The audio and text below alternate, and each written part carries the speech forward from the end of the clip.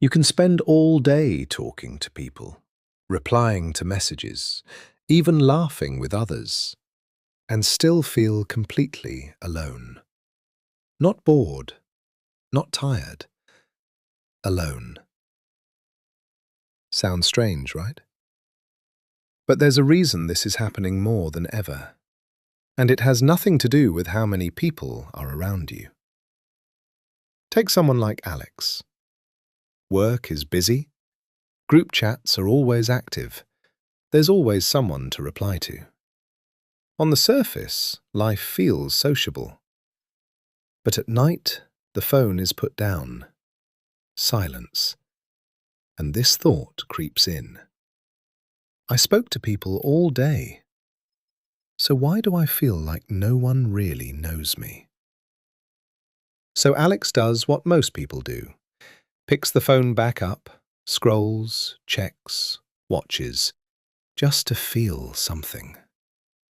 But that feeling doesn't go away. It gets stronger. Here's the part most people miss. Connection isn't about how many people you interact with. It's about how safe, seen, and understood you feel. And that feeling comes from one chemical in your brain: oxytocin. Oxytocin is often called the connection chemical. It's what makes you feel close to someone, relaxed around them, like you can actually be yourself. When oxytocin is high, small moments feel meaningful.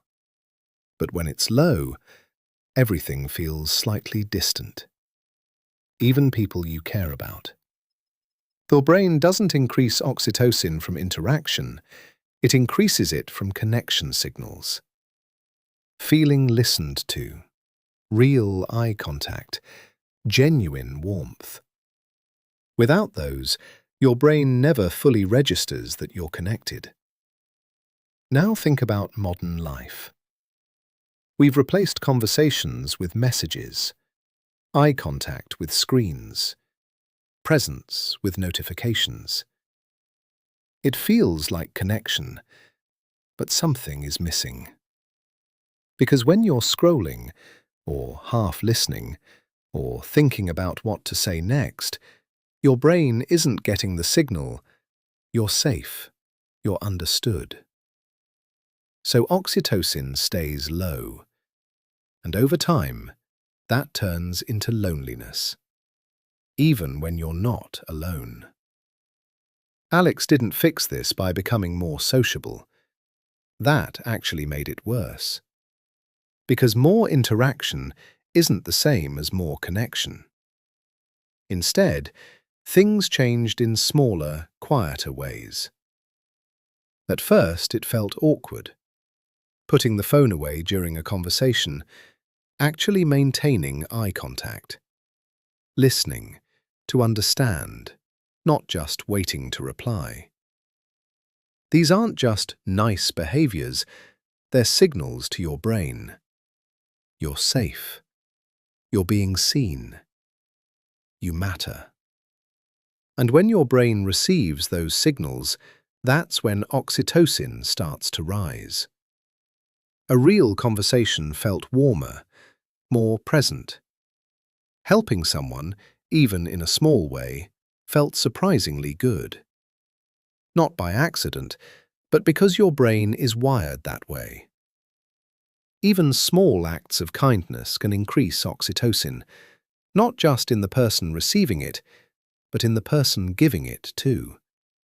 It creates a feedback loop. The more real connection you create, the more your brain starts to feel connected. Even something simple, like a genuine hug that lasts just a few seconds longer, can strengthen that signal.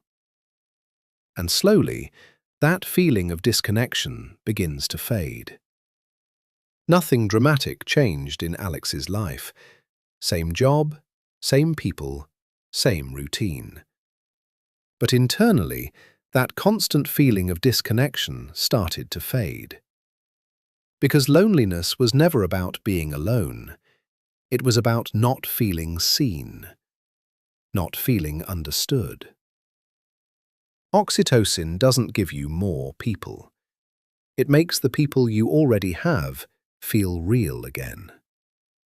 So maybe the better question isn't, how do I meet more people? But, when was the last time I actually felt connected? So what's one small thing you could do today to feel more connected with someone? Let me know in the comments. Thanks for watching.